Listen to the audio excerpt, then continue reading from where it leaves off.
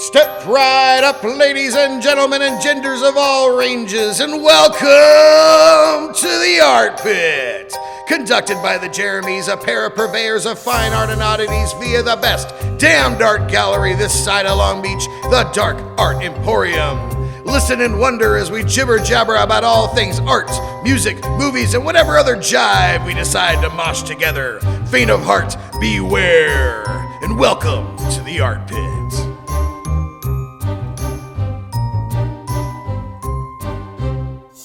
Well, welcome to the first episode of the Dark Art Emporium's Art Pit. Hello, hello. Congratulations, you've made it. You're here. We're here, and that's a great thing because we should all be here together. It's a beautiful thing. Yes. Touching each other and loving, and yes. So, I guess to start it out with a little bit, we're going to talk kind of about who we are and how this whole situation came to be, why we're doing the podcast, and how the gallery ended up in the space that it's at now, and our whole story, right? Sure, yeah. Yeah. Let's do that. But first off, just a quick introduction. I'm Jeremy Cross. I would call myself the co-conspirator here at the DAE Gallery. Basically, it just means that I do all the shit with Jeremy, the other Jeremy. Yep. We all do this shit together. So, yeah. And who the fuck are you? And I'm Jeremy Schott, and I'm the owner, and for better or worse, of this art gallery. And yeah, I don't really know what else to say. I guess we'll talk about the history of the gallery and how it got started. Yeah, man. So when did you open Dark Art Emporium? So we opened October of 2016. That sounds right. Yeah, 2016 at a little tiny spot on Elm and 3rd. And then we were there for about 6 months. And then we moved to a larger location on the corner, 2 doors down. And we were there for about 3 years. And then right before all this nonsense happened. Like literally right fucking before. Yeah, the day. We had our first grand opening in this new space, and then we had to close the doors the next day. And then COVID. So, all right. Now, I could attempt to tell the story leading up to the original little tiny space, which the first space was really small, especially compared to where we're at now, because we've grown so exponentially over the years. But the little place on Elm, where were you before that, and what made you decide to open up the gallery?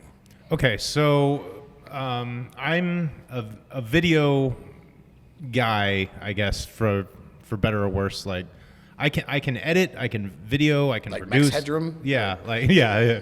I'm a video man by trade. So I was touring with heavy metal bands, shooting documentaries, live music videos, that sort of thing. Doing pro wrestling. I was shooting pro wrestling and producing a pro wrestling television show. Still on the air. It's called Championship Wrestling from Hollywood. Hold on. You can't just brush past that. So how long were you doing wrestling? Oh, shit. I did pro wrestling like since college. I had a roommate in Tim Haggerty, my roommate in college. He loved pro wrestling, and he worked for Image Comics, and he was working on a comic book called Black Tiger Mask, and that's a Japanese pro wrestler. So he was shooting and hanging out with all these wrestlers in Santa Monica, actually right down the street from CawPro, called NJPW, New Japan Pro Wrestling, which I guess now is like a big deal. I think it's a big deal in Japan, but now it finally hit the States. So he was working on that, and he was like, "Hey, you want to go to this wrestling show with me?" I'm like, well, fuck, it's Sunday. I'm not doing anything. Were you a wrestling guy? Not at all. Not at So all. you because you were a little bit young in the '80s, so like the WWF heyday. Yeah, I mean, when I was a kid, like me and my buddies would watch it when we were kids, like in the mornings. But like, I'm not a wrestling fan per se. But I went with them just to check it out. And David Marquez, the producer and promoter, he found out I could do video. And the next week, he had me on the ground shooting pro wrestling and editing spots and like doing all kinds of stuff. And he kind of, actually, David was, he taught me how to do television production. And he's old school. Like, we were doing stuff analog. Like, it was awesome. I mean, I went to film school. I went to Chapman Film School, so I learned a lot there as well. But he taught me like the hands-on stuff, the stuff that, like, you know, I can watch Graduate over and over and over again and analyze it, but he taught me how to do it like for real.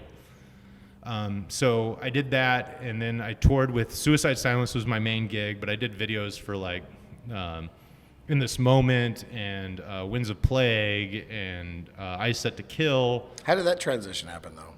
How did you go from wrestling to the music? When I was in college, I had another buddy at Chapman who was Suicide Silence's manager, and he just asked me, "Hey man, what are you doing Saturday night? You want to go shoot this show?" And I shot their very first music video, and it was wild because like I wasn't into that kind of music. Like, it's like deathcore stuff, you know. It wasn't anything that I'd ever heard before or seen before. And it's like 14-year-old girls like in the pit, like just tearing shit up. Like, it was insane. I like that.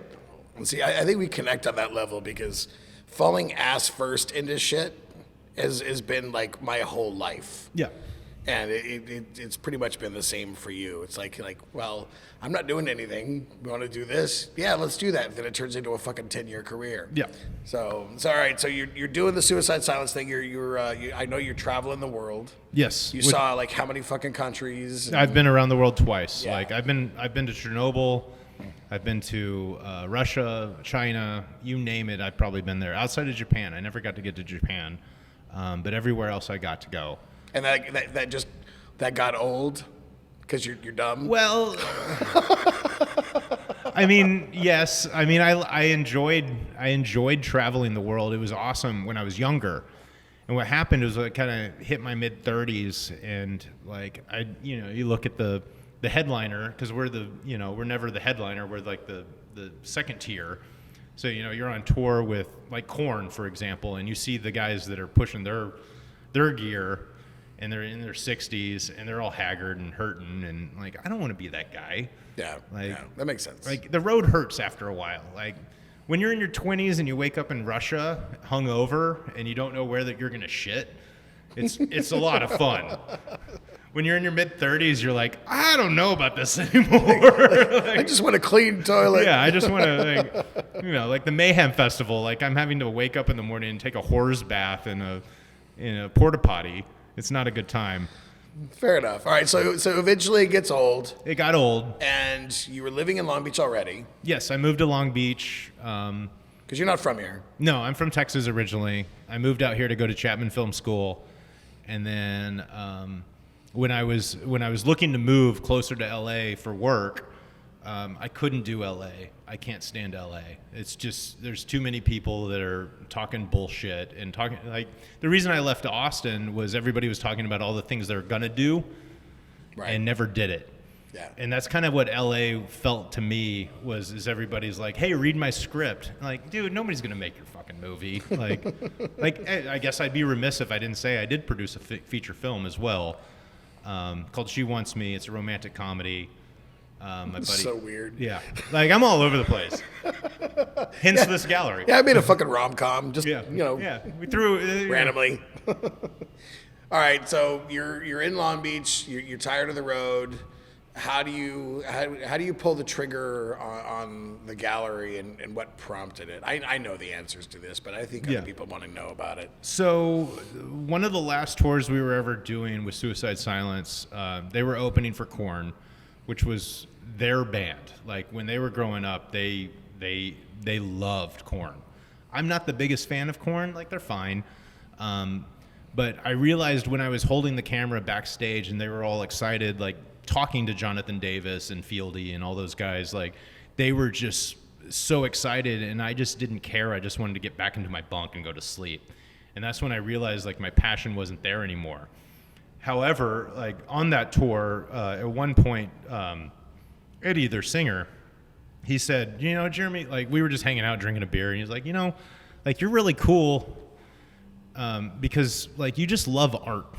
Because when we were on the road, I'd find the museum, I'd find the weird, roadside attraction, whatever it was, oddity shop, And I would go to that in my downtime.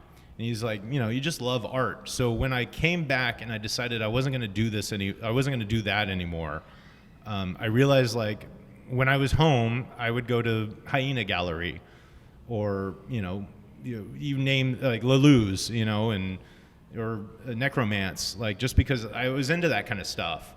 And so that's where I was spending my time. And then I realized, like, there's nothing like this. I'm driving 45 minutes to an hour to go to this, and there's nothing like this down in Long Beach. So why don't I just create my own and showcase what I love down here? And at least I'm not, that's how it came about. Right. So, and I know that you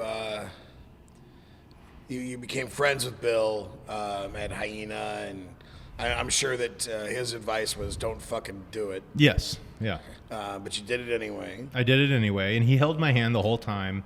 That's so sweet. Yeah, he's a great dude. I'm surprised it was your hand, though. I don't want to talk about the other things he's held. Yeah, Bill has definitely been a mentor to me. And then after the gallery got opened and I started doing more art, quote unquote, art gallery shit, Gary and Erica at Copro have also been sort of mentoring me as well. When I have questions, I either go to Bill or them. And the funny thing is that Bill was also really important to me becoming an artist. Yes. Like it's really there's a synergy there with Hyena and Bill, right in the crux of it. Because without Bill, I might not have ever taken my art seriously. Because before Hyena Gallery, I was showing in coffee shops and bars and shit like that, and not really selling anything. And it was just kind of something I did. I was still holding lots of day jobs as bartending all the time, and then I met Bill through my wife. They had mutual friends going back years, and right when Bill moved out here from Massachusetts, he said, I'm thinking of opening up this art gallery. I know you do art, and he wanted to see it, so I showed him, and he's like, this is just the kind of shit that I want to show. How would you like to be the first show at Hyena Gallery? And of course, I fucking flipped my wig and jumped at the chance. And so I was the very first show ever at Hyena Gallery. It was also my very first solo show ever. It was also my very first gallery show ever. Yeah. So, we should really be S and Bill's D like all day long, every day. I love the man. Yeah, I do too. He's one of the weirdest and most amazing humans I've ever known. And if you're not familiar with Hyena Gallery, it's in Burbank. Just go to hyenagallery.com and peruse. And once all this dumb shit is over with, once we're done drinking Coronas, you gotta go check him out in person, because the place is a visual smorgasbord. Yeah, it gives me anxiety. Yeah, it's a small space, but like he crams so much wonder into it. Mm-hmm. It's amazing. Yeah, definitely. Yeah, it's an Easter basket of darkness and weirdness and beauty and all kinds of wonderful things. But anyway, so Bill and Hyena really were launching pad. Was a launching pad for both of us. So the gallery was open for how long in the original space? We were there for about 6 months. 6 months. That's it. It was really fucking short. And then the corner shop, which was supposed to be a tattoo parlor. Yeah. But they couldn't get their shit together to make it happen.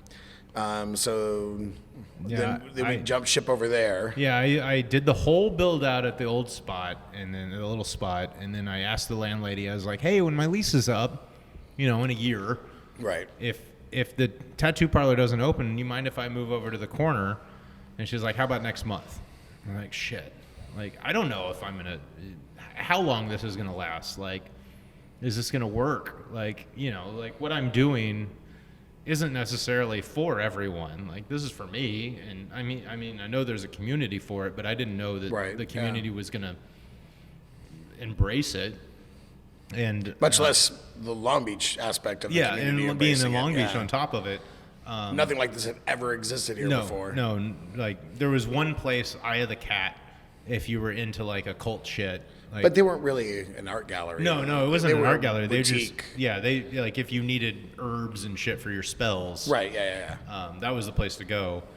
But that was the only like kind of occulty, weird, odd thing in Long Beach at the time, outside of like record stores. And see, I was really disappointed though, because like I didn't find out that you had opened a place in Long Beach until you'd been open for about 3 months or so. Yeah. And then somebody was like, are you aware that there's a dark art gallery in Long Beach now? And I was like, the fuck are you talking about? Yeah. Like, how have I not heard anything about this? Yeah, and then you walked in with your kid, Yep. with Grayson. Yep. And Grayson's running around like the terror he is. And you walked in and you're like, you're going to open a fucking dark art place without calling me? In my fucking neighborhood? And then I knew we were friends. I don't roll soft. No, and neither do I. Like, I'm a little abrasive as well. I was like, the hell? And then, it took probably a year before I found out why you hadn't reached out to me. Because you knew who I was. Yes, I knew your work. But you didn't like my art. Yes. You really didn't like it. No, I wasn't a fan. Actually, James... Which makes me like you even more. Yeah, James Lynch, the tour manager for Suicide Silences, who introduced me to Hyena, and I saw your work on the walls, and he's a fan. Yeah, James is rad. He's got a few pieces in his place. Yeah, he's a big fan of your work, and he kept telling me, like, hit up Cross. Like, I think he's in your neighborhood. And I'm like, I don't know. Like, nah, screw that guy. But I do love your work now. See, he's only saying that to say that. No, He doesn't mean that. I have quite a bit in my house. No, that's true. But I feel like a lot of it's because of drunken promises that he makes that I hold Well, him there to. is that as well. That Batman that is behind your shoulder right now is phenomenal. So I love that piece. Thank you, man. You've over the course of the 4 years that I've known you, you've grown so much as an artist, and I truly respect your work. Well, thanks, man. It's been, you know what? Honestly, for a long time, it was really a second or third tier to my life, and until I had the kid, because I always had to hold a day job, and for a while there was a really nasty corporate day job that took up like 12 hours a day, and I was on the road for half of those. So I didn't have time to do art, and then when we had the kid, we had to make that choice of like, well, I can pay somebody else to raise my kid and keep my shitty day job that I hate, or I can quit and really try to focus on the art and do something with it and also be there for my child. And because my wife's career it's been pretty gangbusters always, she's done really well. She's a badass. So so for the last 7 years, like I feel like it's kind of skyrocketed as far as what I've been able to accomplish with the work, just because I have the time to focus on it. Yeah. Which is great. So anyway. Your work has grown so much, and I'm a big fan now. Thanks, man. I don't believe him, just so you guys know. I'm stuck showing you, so I have to say it. Yeah, he's totally fucked on that account. So, all right, so 6 months, we jump over to the new space, we build that out. Mm-hmm. We jump in with gray walls. We started with gray walls, and then over the course of that year, you became more involved in the gallery. Yeah, it was like halfway through that year that it became like a permanent thing. Yeah, it was pretty much like your first solo show at Dark Art was when you really kind of took the reins. And it was... it was organic. Like, it wasn't like you just, like, came in and said, fuck you, I'm taking over. No, nothing like that. That wouldn't be out of character, but it's not what I did. Also, like, just prior to that, I'd spent 4 years running Night Gallery Fine Art with Robert and Tamara. Yes. And that had just closed right when you opened. Mm-hmm. So that was also serendipitous and kismet or whatever the hell you want to call it. I mean, our furniture is from there. Yep. I got to bring some of it with me, which is really cool. I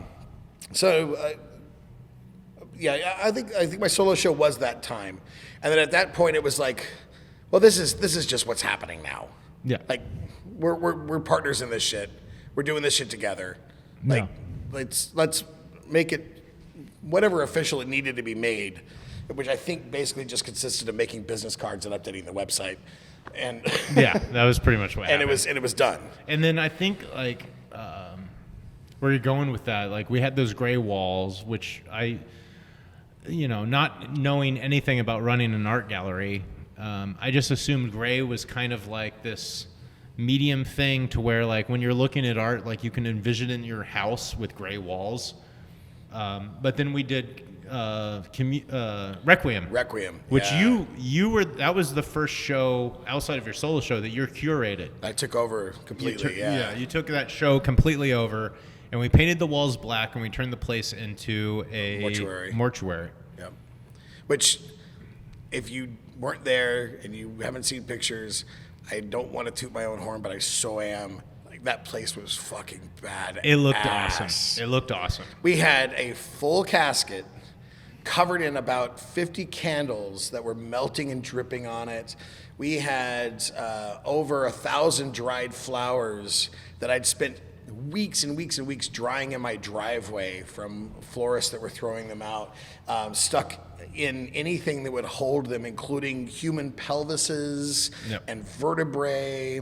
And like, it was just this macabre, dark, it was awesome. It was really cool. So anyway, it was really cool. So that was, I think that was the linchpin where you're like, yeah, you could play. Yeah. Yeah, you can come play with us. I remember we were painting the walls black, and like, I think while we were painting the walls black, you turned to me and like, you're not going to want to paint these gray again. And I was like, no. And so we became a black wall gallery, which makes sense because of the work we show. Right. And it really helps pop the art for me, at least. Like, I don't even have black walls in my house, but I have dark gray. Yeah, you have dark gray. But I mean, my house is much darker than yours. Yes. Much to my wife's chagrin. Yeah, it's really funny. Like, people walk in and they see me behind the desk. I'm like, I didn't expect you. Yeah, I'm fun. I'm happy. Well, we're pretty jovial for purveyors of darkness and foreboding. So then we're at that space for a couple of years. Mm-hmm. And at some point during that, you open up or you become partners with a new pizza joint venture called Fourth Horseman. And I ended up getting dragged into it as well, fantastically. And so the Fourth Horseman becomes this amazing, if you've never been here, it's a pizza place and beer place, beer, wine, and pizza. And it looks like our brains exploded onto the walls and then just dried to a crust. Yeah. We worked really hard to make the place look like it'd been here for forever. And the Fourth Horseman took off hard. It won a shitload of awards in the first year that it was open. Best damn pizza in Long Beach. It's muraled by a bunch of badass artists, Chris the Creep and Lone Shack and Litzinger, Taya Sachs. Yep, and Dienzo, and all these fantastic murals. And then there's a few of my shitty ones in there too. DW even did our logo. Oh, that's right. Yeah, DW Friedendahl. So he did our logo and a mural. It was born with art in its blood. Yes. And the space behind it, which wasn't connected to begin with, became open. And it became this real struggle to decide whether or not it was right to move the gallery again behind the Fourth Horseman and break down a wall to do it and do a shitload of insane build out, honestly, to make it happen. But the synergy made sense. Yes. And the space is truly beautiful. If you haven't seen it, we got a VR on our website now, so you can kind of get a gander at it. So not many people have seen it because we were open a day. We were literally we had a sneak preview night on a Thursday, and then we had the opening reception for May Morrow's show on Saturday, and I sat here on Sunday. And then Monday we closed. Yeah, Sunday night I was on a call with the mayor with every restaurant in Long Beach, and they were basically said, "You're closed. Yeah. You can do delivery and pickup only, and then And then I was like, well, if that's happening, we can't open the gallery because you have to walk through the pizza place to get to the gallery. Right. And there's no reason for us to be open anymore. So we tried appointment only for a minute. Yes. We had like 2 appointments during the whole thing. Yeah. For like that week that we were trying. And it was like, you know what, this isn't working. Let's close it and let's try to find other solutions. And we're both very creative. We're both driven. And it became the game of what ideas can we come up with to keep driving people here, keep us interested in people's minds, and keep selling these artists' work. So Schott had the great idea to do a virtual tour of the gallery where you can actually walk through on your phone, and if you have a VR machine, you can use it to actually 3D walk around the space, which is so cool. And now we're doing this podcast. Yep. And it's something we've been talking about for a long time. Well, this is what you wanted to do. I do. I mean, you know me. I'm not scared of talking. Yeah, yeah. And Cross really wanted to do a podcast, and now we're doing one. And it just took the fucking apocalypse to make it happen. So, you know, if I can thank COVID for one thing, I finally get my podcast. Yeah, well, I can keep drinking through it. All right, so here is where we are. So now we're sitting in the middle of our empty gallery that had an amazing opening reception. Amazing. It's a beautiful space. People were losing their shit walking in here. Yeah. Like the months of work of getting this space ready and creating this atmosphere was wholeheartedly worth it from the reactions of the people that came through the doors. Yeah. And then immediately just as devastating to realize that we had to close them again. Yep. So that's it. Now, we got to. May Morrow flew out from Japan. It's true. For her art opening during all the COVID-19 craziness. Her English is so much better now. Yes. No, she's really nice to hang out with. She's awesome. She stayed with me. We had her opening reception on Saturday. She flew in that Thursday. And then Sunday, when I closed the doors here, I had a phone call with the mayor talking about the bar and the pizza place and how we had to do delivery and pickup only. And then I came home after that to May Morrow coming out of my guest room and saying, my flight's canceled. So now I have May Morrow and her boyfriend. Husband, living with me. Yeah. So I have 2 Japanese roommates. So we went to the grocery store and I bought all of this food. Luckily, she got a flight home because she had to work on Wednesday. Oh, no shit. I didn't know that. She had to be at work. Both of them had to be at work on Wednesday. And they were very concerned about that. That was why they were freaking out. Right. I mean, don't get me wrong. They're great. They can live with me. They can stay for as long as they need to. They could be there right now. I don't care. Right.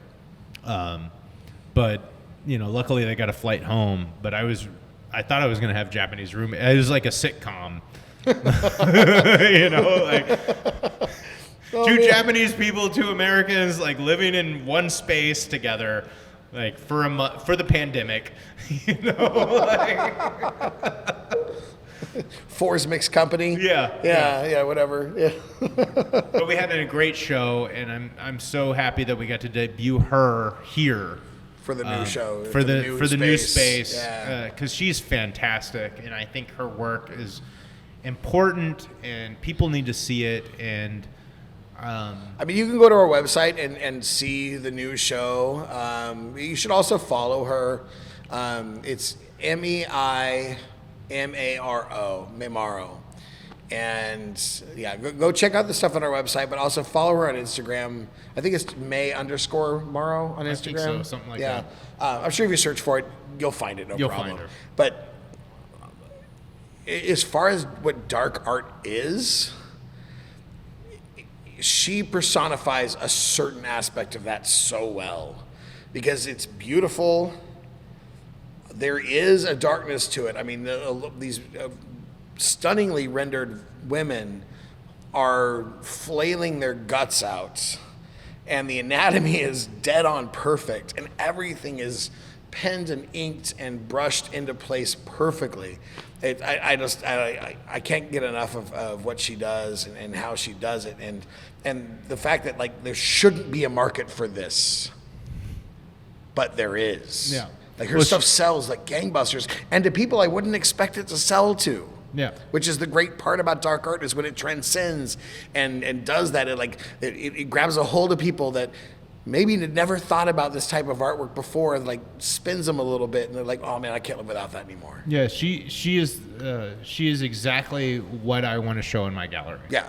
Like she's amazingly technically phenomenal, beautiful, and a little hint of darkness. Yeah. Like my I don't know about little hints. Well, I mean, there's a lot of hints. there's a lot of hints, but like some of my they're grotesque. They really are grotesque. Some of my favorite pieces by her though are like the most like simple. Like it's not grotesque. Like the True Face 2, where she's just like this Just little the hand, this little part ripping off of her face. Like, and it's this beautiful woman with this hair and like not grotesque. It's just a little part ripping off of the face. But it's like but it's not like, you know, blood and guts and heads exploding. Like some of her pieces, like heads are exploding and it's like fucking brutal. Like it's death metal shit. But like I love like the subtlety of dark art and I think like what we show here is the gambit like of dark art and of just not even dark art, just art in general. Like, you know, I fucked up and I made the title of the gallery Dark Art Emporium, and it should have just been Art Emporium. I mean, I don't know that would have been a much better. Well, nobody would have cared. At least Dark Art Emporium, but I mean, you know, we're in the process, especially in the last like 6 to 8 months, and moving forward, especially like we look at our calendar for the next year. And we're pushing the boundaries for what dark art is. Yes. We're pushing the boundaries of what we think dark art can be or what that umbrella can encompass. Because, honestly, dark art doesn't mean anything. Yeah.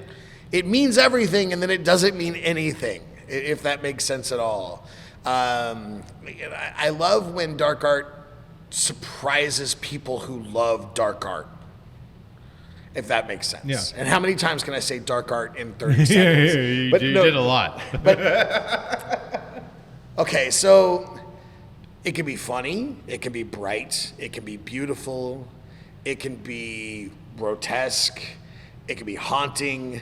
Like all of these adjectives work because it's just stuff that's just outside the norm. It's just the stuff that you're not going to see at a typical art gallery. You know, that we are lucky in Los Angeles to be a part of a community of galleries that really loves this genre and all of the little fingerlings that fly off of it. You know, between Hyena Gallery and Copro Gallery and the Hive and La Luz. Think Space even. Yeah, like there's a little bit.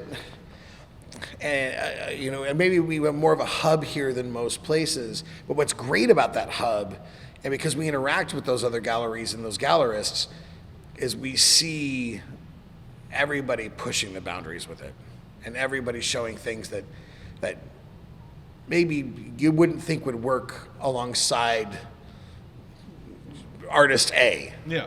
But it does. And I love that with our galleries. Like people come in and they freak out about the diversity, and they don't expect the diversity of work. Like, because I come personally, I never thought of myself as a dark artist. I come from a love of lowbrow. Yeah. And before that, like, I was like Van Gogh and Basquiat were the reasons I started painting. So I remember when I first heard the term dark art, it was before this place, way before this place. Like, I didn't know if I got it. I didn't know if I understood it because it felt too cornering. And I was like, I don't want to like get lumped into something that's so tight and constricting. But then you talk to people like Chet Zar and Stupakis and these guys that are, the grandfathers of the genre, and Brahm for sure, and you see where they've taken things and what their definition of it is, and you've seen the community grow. It's like, you know what? I was wrong. Like, dark art's the shit. Happy to be lumped into it, and let's keep pushing the boundaries with it. Yeah. You know what I mean? Yeah, well, I just, when I was coming up with the title for the gallery, I didn't know what the fuck to call it, and I just thought about, the art that I was into, and they were calling it dark art. Right. I mean, I don't know, as much as I'm a big Shag fan, and I don't know if I'd call Shag dark art. He's more of a lowbrow guy, but he classifies in that, and then I think that, he paints monsters too. He paints monsters too, Yep. Yep. I don't know, it was a catchy title. Well, and now, to me, what dark art stands for is artwork that comes from an emotional place that's meant to distill an emotion. Yeah. It's damn near like emo art. Which, I could, if I could reach you, I could smack you. I mean, because that's just, that's so gross. I know, it's so gross, but it's true. If it makes you feel something, that's all that matters. Right. And that's all that I look for when I look at an art piece. Does it make me feel something, or is it and I walk back? See, for me, it's less about whether I feel something looking at it, or whether I can tell that the person painting it felt something. Yeah, I can see that. So there's a lot of amazing artwork out there that is incredibly skilled, really well rendered, and completely devoid of soul. And going to the LA Art Show, you could piss on 50 of those without moving. Yeah. And I kind of want to sometimes, but with dark art, there is an emotional aspect that is influencing it, that is at the heart of it, that I think is what makes it that. Because dark art comes from a dark place. Dark art comes from an emotional place, and it's an expelling of a demon or an exercising of an emotion. But that doesn't mean it can't be funny, which is kind of why I love it, because I love mixing funny with really horrifying ideas. If you looked at my art, you've probably seen that. Yeah. It's I think that's fun, and I think that's where I found my niche into it. Where it's yes, okay, I'm a dark artist, because that works. That particular recipe works. Well, you just gotta. I don't know. It's the whole thing. With the brands and names and genres and all that shit. You run into it with music. It's the same thing. Is is this deathcore? Is this grindcore? Is this death metal? Is this black metal? It doesn't fucking matter. It's all just fucking music. And does it speak to you or not? But the people that it matters to a lot, nobody likes them. Yeah, well, right? Yeah, right. So if you're too singular with it, I refuse to look at art on the walls if it's not fucking dark art. Right. You're a fucking asshole. Right. Just enjoy it. If it speaks to you, it speaks to you. If it doesn't, move on and go to the next piece. And I mean, looking at the walls that we have currently around us, that all speaks to me because I fucking curated it. But I get it. If you walk in here and you're like, that's bullshit, then fucking go to the next one, because you're gonna like the next one.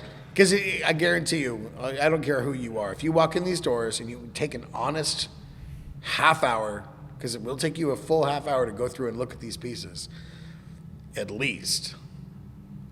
If you don't find something that you like, I would be shocked. Yep. And that's not just me trying to be a salesman. I swear it's not, because I've watched people walk in that you could tell were uneasy the moment they walked in the door, and they were still uneasy halfway through walking through the gallery. But by the end of it, they came up to the desk and they were like, you know what? this place was initially off-putting, but I found this, and this that I loved, and it was really surprising. And I've opened my eyes a little bit now as to what I consider art, and like that's happened so many times. Yeah. And that's the beauty of it. It's Yeah. like yeah, some of the shit is not for everybody. I get that. Yeah. When you have a painting of a demon raping somebody, that's not for going to you. be for everybody. No. Fair. It might be for that very specific person, but you know. Yeah, but Batman smoking a cigarette with a. Who doesn't love Batman smoking a cigarette? You know. I don't know. My favorite piece that I'm looking at right now, I'm looking at a renhoshi of these 3 very well put together Japanese girls drinking wine and eating human flesh. That's a great piece. I love this piece so much. What are you looking at? What do you see? I don't know, a travesty.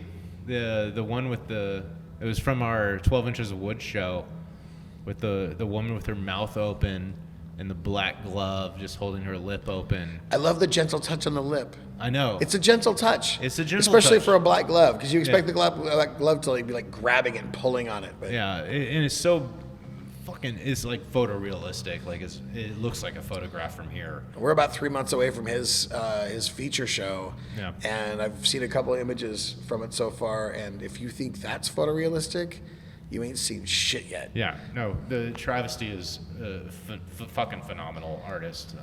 Yeah, we got him and Adam McCarthy. coming up, and that's going to be a killer show because they're both like sexy, hyper realism, but it's like it's edgy and dark and fun. That's going to be a great dual show. I can't wait for that one. I hope we're open again so that people can see that in person, because You know what's killing me with this whole COVID thing? What's killing me is that we have careful with your choice of words there. this fucking COVID thing. This is Tiny Terrors 3.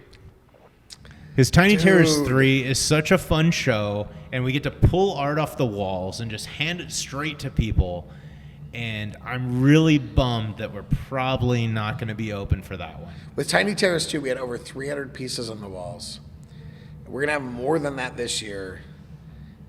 And we have a better, more useful space to show it in. And it's yeah. Hopefully by then, because, I mean, we're talking June. Yeah. Like, there's a chance the Tiny Terrors might be able to be seen by people. Yeah. In person. If nothing else, we have the virtual. Yeah. I'm bummed about Communion, personally. Yeah, Communion, like, Communion is our most diverse show ever. I'm really, like, that show, like, we pushed it back a month. It was supposed to open, like, 3 Last days week. ago. Yeah, 3 days ago. And, like, I'm really bummed about that because that show is a bunch of artists that I've never shown before. That's what's cool about it. Yeah. And it's worldwide. And I really wanted people to see. And we had all these ideas about doing, like, installation for it, too. Like, I wanted to have a guy dressed as a priest handing out communion when you walked in the gallery. We were going to do a confessional booth. Okay, the confessional booth is something I did a long time ago at another gallery that I won't talk about. It wasn't Night Gallery, but it was a genius fucking idea, and I wanted to bring it back. So I built a confessional booth that you had to kneel in when you walked in. The way it was set up is you had to kneel into it. And then it had a table with a tray of paper, and you would write a confession on it, and then you had to use the hammer to nail it to the inside of the confessional. Aesthetically, this thing was amazing. Operationally, it was a nightmare. Imagine an art show where you hear all night long because people are nailing their confessions to the inside of this thing. Oh, it was so bad. It was so bad. But you know, next time we use tape. Yeah, well, that's what we were going to do, but No point now. now we're in the apocalypse. But hey, man, we got shows still booked out through the end of the year. We have artists that we're really excited about showing, and actually some guest curators coming up. Yep. This year's it's crazy what we have scheduled for the rest of this year. We're holding off a little bit on scheduling the rest of next year just because we want to feel this out first. But we're not going anywhere. No. Well, I mean, I got a lease. So we're not going anywhere. So, if you can go online and check out what we have, and if you see anything you love, we would love to help you acquire it. That's for sure. Yeah. Because, Please keep us buy open. art. Please buy art. That's what helps this whole community. And that's the dark art community is so fucking awesome. And I've met some of the best people in my entire life. Some of my best friends through this, through opening the gallery. Like people that I never met before, artists that I'd never met before, or even thought of, like even knew their work, and now they're my best friends. Yep. I agree completely. So supporting us supports artists, supports the community. Yes. Support. Yeah. I'm not going to shove this down your guys' throats too much because No. you get it. If you can, you will. If you can't, I totally understand. No. But that's not what the point of this podcast is. So let me switch gears a little bit here. We talked about doing something on this podcast that's because we're all stuck inside, right? We're all stuck at home. We're watching lots of TV. We're listening to lots of music. Maybe you're playing music. Maybe you're painting, whatever you're doing. You're doing something to occupy yourself so you don't lose your shit. So let's talk about what Jeremy's junk is this week. So, Schott, what are you nerding on? What's keeping you sane? All right. Well, it's weird. Like I'm a pretty brutal dude. Like when it comes to music, like I listen to all kinds of weird shit. Yeah, like death metal and fucking, black metal and stuff like that. But like since all this stuff has happened and like I'm stuck inside and I've really found joy in sitting on my patio and I'll roll like a little joint and I'll listen to Richard Hawley. Like Richard Hawley, Cole's Corner is like kind of my jam right now. Richard Hawley is the lead singer of the band Pulp. Yep. And his solo stuff is phenomenal. I love Pulp. Yeah. So I've been listening to that, and I've been listening to Bobby Bland Blue. Oh, yes. This record called Dreamer. I want to get into that one with you. I can't do it. Oh, dude, it's so good. Like I can't do it, like this motherfucker. Like I was cooking dinner the other day. I was high as fuck, and I smoked like a whole bowl, and then I was like making enchiladas. I think I was cooking enchiladas that night, and Leslie was upstairs like drawing or playing on her computer. I don't know what the fuck she was doing, but she was upstairs, and I was cooking dinner. And I was listening to the record, and I was like, this motherfucker has a fucking flute solo in the middle of a funk song. And he's not even a Jethro Tull. No, it is awesome. So my recommendations to you, like if you want to get like smooth and like relax a little bit, Richard Hawley, Cole's Corner, and Bobby Blue Bland, Dreamer. Those are the two. When all this shit went down, I was hard on fucking Cattle Decap because they were warning us about what was happening with Death Atlas. Yeah. It just so happened they were talking about, the world devouring us, and it wasn't, an infection. But so when it first all happened, I was all into Cattle Decapitation. But now I'm like, I've settled with it. Now I'm just like, chill. Let's just get through it. What are you listening to, Cross? Well, John Prine. Of course. So, if you don't know who John Prine is, he's an amazing singer-songwriter from the 70s, I guess. He started in the 70s.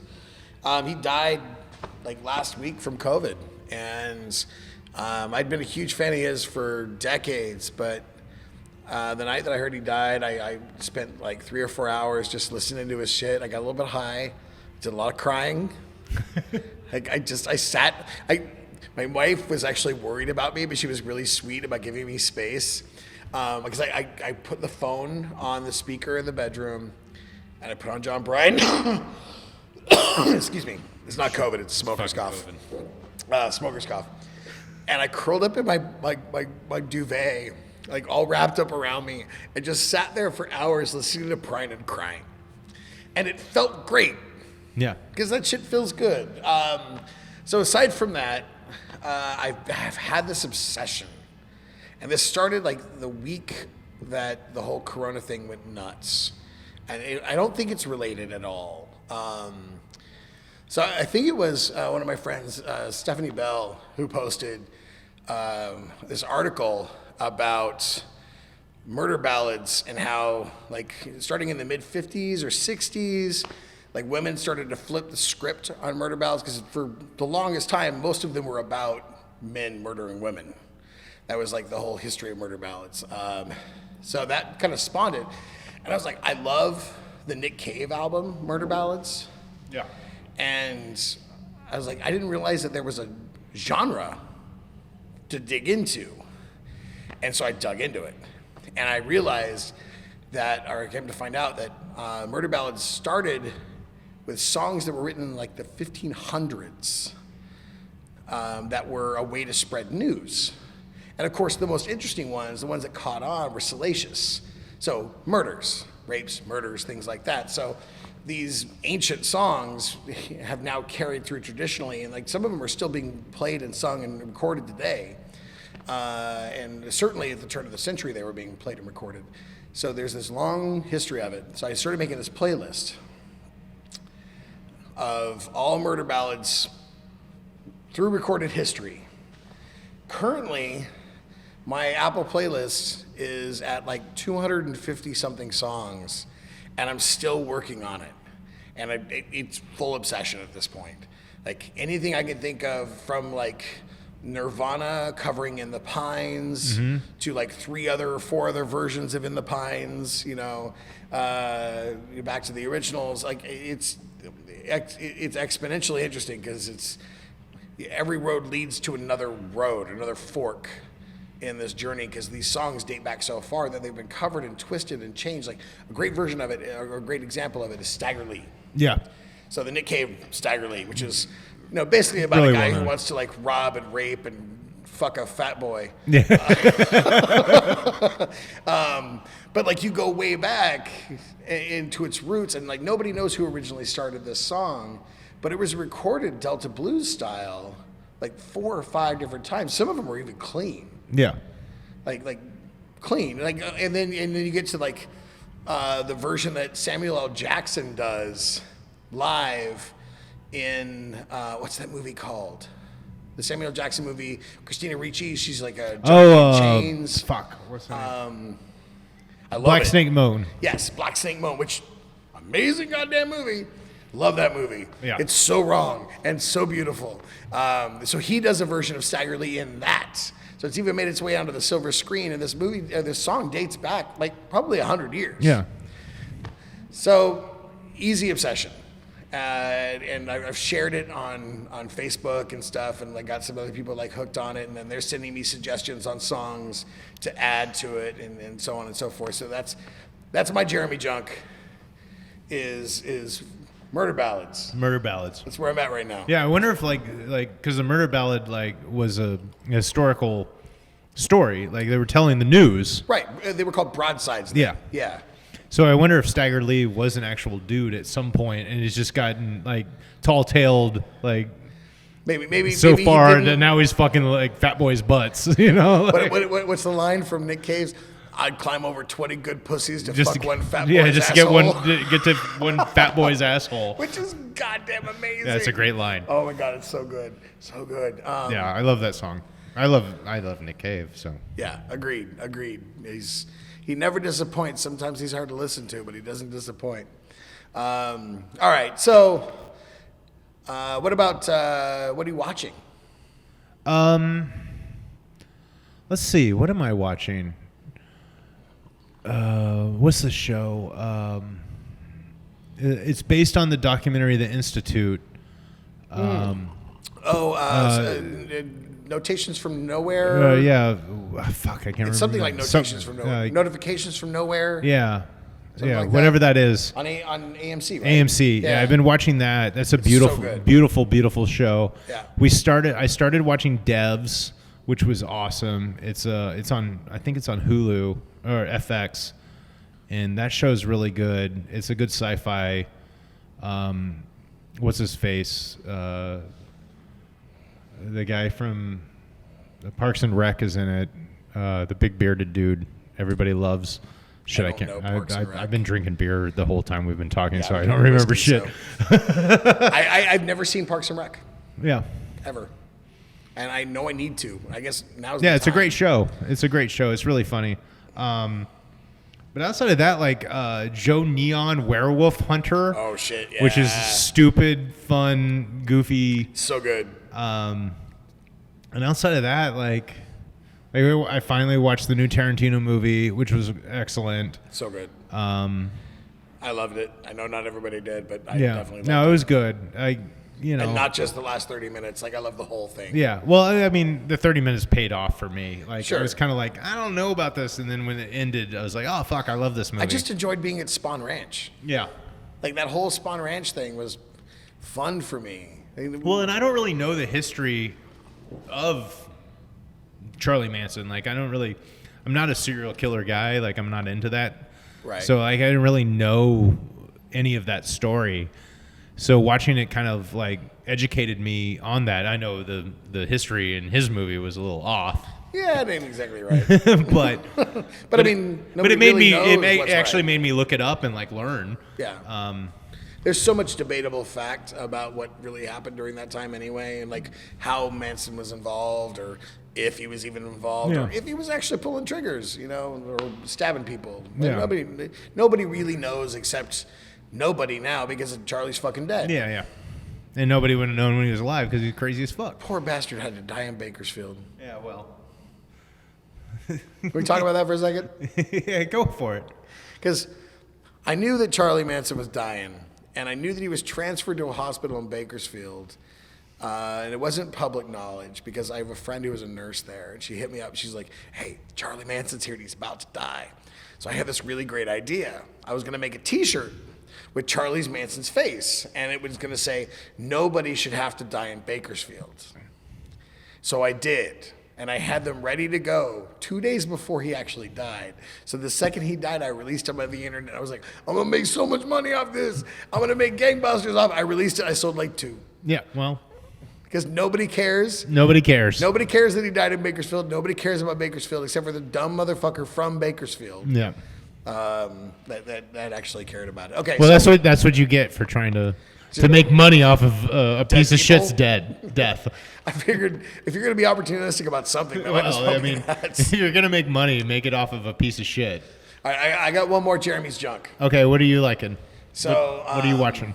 I've been getting really, really high and making my way through the old live-action Disney Plus films. Oh, So there's a through the decades thing on there, and so I started with like, the Mark of Zorro, and then 20,000 Leagues Under the Sea, and Swiss Family Robinson, but my favorite so far, mind you, I smoke a whole joint before I do this because that's what makes it great. no, that's how to get through. No, but I love it though. Like, it's not just getting through it. Like, once I'm in that moment with these movies, I'm so happy. I'm giddy happy, but my favorite so far was The Curse of Blackbeard's Ghost, where Blackbeard haunts a old hotel on the riverfront that his harem used to occupy and apparently still does, like the descendants of his harem. It's really shady for a Disney film. Like that's the thing about the old 40s, 50s, 60s stuff. Like Disney shit was kind of shady sometimes. And he ends up, helping some poor bastard and his track team win a championship, which is dumb, but it's fun. So yeah, I get high and watch old Disney films. How's that for dark art? Yeah. Yeah, dark art. All right, guys. Well, I hope you've enjoyed this first episode of the DAE's Art Pit. We certainly enjoyed sitting here getting drunk and talking to you about ourselves. Yeah, that was fun. We will continue to do these. We're going to be bringing guests on, so we don't just talk about ourselves and please. the gallery. And I can't tell you how often it's going to happen, but it will be on a regular basis. But in the meantime, thanks for being here with us, and I hope you're healthy. I hope you're maintaining some form of happiness. Yeah. And I hope this helps a little bit and give you something to do for an hour. Right? Yeah. other than jerk off or get stoned? Yeah. Watch Disney films. Asshole. All right, guys. Thank you very much. Yeah. Bye-bye. Bye.